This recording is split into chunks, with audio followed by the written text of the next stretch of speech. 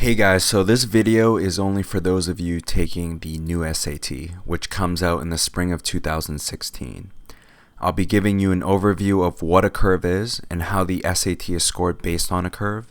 I'll also delve into some frequently asked questions about curves, and hopefully with this background knowledge, you'll be able to explore some of the advanced tools and topics available on the College Panda, and you'll have a better understanding of the SAT in general. So first, what is a curve? Well, you probably have some idea from school. Let's say everyone in your math class takes a final and the scores come out like this. So we have a 48, a 52, and the top score is a 75. Normally a C, but your teacher, provided he's not a jerk, which a lot of math teachers can be, will probably scale that 75 up to an A. Well, the same sort of idea gets applied to the SAT, and that's because changes in difficulty across each exam need to be accounted for. The makers of the SAT, the College Board, try to make the exam equally difficult each time, but it's hard to quantify how hard an exam is. So think about it. You might be able to tell that this question is harder than another question, but it's hard to say by how much. So because the exams can't be made perfectly equal in difficulty, a curve is used to make things fair. So if you get a slightly more difficult exam, the curve won't punish your score as much for every mistake. But if you get a slightly easier exam, your score will drop a bit more for each mistake you make. And that way, scores from different test dates can be compared with each other. It would be unfair if you got stuck with a harder exam and had your score compared against students who got lucky with an easier exam without this concept of a curve. So to address a common misconception, yes, the curve does change from test to test. A lot of people think that the curve stays the same. It doesn't. So what do these curves actually look like? Well, before we get into that, let me explain what a raw score is. So a raw score is just a fancy term for the number of questions you got correct. So if you get a raw score of 50 on the math section, that means you got 50 questions correct. The maximum raw score on the math is 58 because there are 58 questions. The maximum on the reading is 52, and on the writing and language section, it's 44. If you get all of the questions correct, you always get a perfect total scaled score of 1600. But there are a few steps to calculating that total. So let's look at some actual curves to see how we get from raw scores to the total scaled score. So on the left, we have a curve from the first practice test that the College Board has released for the new SAT, and the curve on the right is from the fourth exam that they've released. And you can find these curves at the end of the officially released practice tests. And if you don't know where to find these tests, Google for them or subscribe to the College Panda newsletter, and you'll get links to all of them sent directly to you. So what are we looking at? Well, on the left, we have the column for the raw score, the number of correct answers. And if we get all 58 questions right on the math, we get a perfect 800. If we only get 57 questions correct, we're down to a 790. 56 questions correct, we're down to a 780. But compare this to practice test number 4. So, of course, if we get a 58, we get that perfect 800. But look what happens if we miss one, we're still able to get an 800.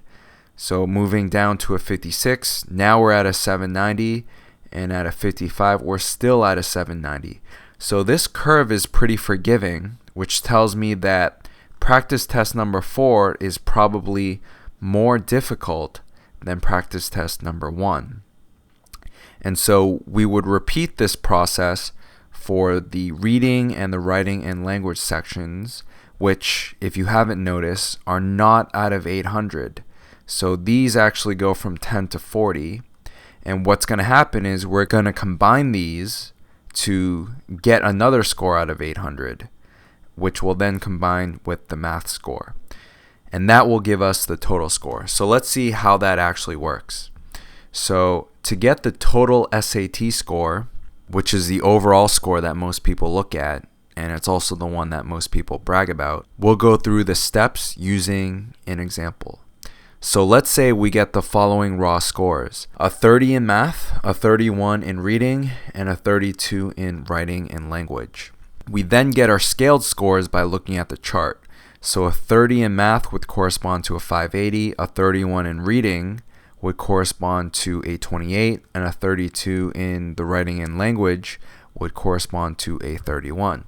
So I have those listed here. The next step is to actually add the reading and writing sections, and that would give us a 28 plus 31, which is 59. The next step is to multiply that number by 10, giving us a 590, and this is the total score for our reading and writing. We then add that result to our math score, which was a 580. So adding the 580 and the 590, we get an 1170. And that is our total score. So this kind of score is pretty average. Generally, a 1450 to a 1500 is what I would call the minimum Ivy League score. So if you get above a 1450, you did really well. The SAT curves are definitely more forgiving than the ACT curves. So that's something to take into account when you're deciding which exam to take.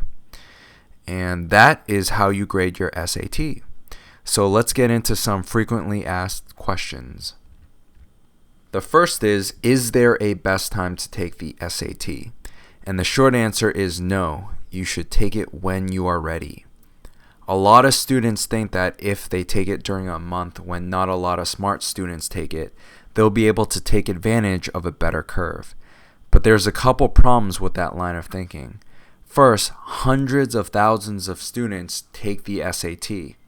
So unless someone directs all the bad students to take it at the same time, you're never going to get a bunch of bad students making the curve better during one particular month. Secondly, the curve is not solely based on how people did during the month that you took it. So let me repeat that. The curve is not solely based on how people did during the month that you took your SAT. The people at the SAT, the College Board, they hire a bunch of PhDs in statistics, and they've developed their own curving algorithms to compare your test with all previous tests. So I'm not going to get into the exact curving process because it's quite complicated, but essentially you're being compared to everyone who took the exam in the past, not just the people who took it in the same month as you. It's not as simple as the curving process your math teacher might use in class, where the top score gets scaled to an A. Sometimes the top score on the SAT, if no one gets all the questions correct, doesn't get scaled to a 1600, which is evidence the curving process is more complicated. So in short, there is no best time to take the SAT in terms of a curve. Take it when you're ready. Next question. How is the essay factored into your score? Well, if you're watching this, the essay is now a separate score. So previously it was combined with your writing score, but now not only is it optional, it's reported separately. Third question. If the curves change, is there any way to predict how I might do? And the answer is yes. So if you take a few practice exams, how you score on those is pretty reflective of how you'll score on the real exam. If you're not happy with how you're scoring, well, you need to study up and read some more College Panda. Another way you can predict your score, so let's say that you took a practice test that for some reason didn't come with a curve, or you took the exam for real and you want to speculate how you might have scored while you wait for your actual scores to come back. So what you can do is you can go to the College Panda new SAT score calculator, and what we've done is we've collected all the past curves, and we'll be adding more as we go along, and we calculate how frequently certain scores come up. So let's say that we got 4 wrong on the math exam. So looks like we have a 25% chance of getting a 780, a 25% chance of getting a 760, and we're most likely going to get a 750. And we can do the same thing for the reading and writing. And this will get us that full score out of 800, depending on how we did on the reading and writing. And we've also included separate reading and writing score calculators that go from 10 to 40 so you can calculate them in isolation. And that's it. So hope you found this informative, and thanks for watching.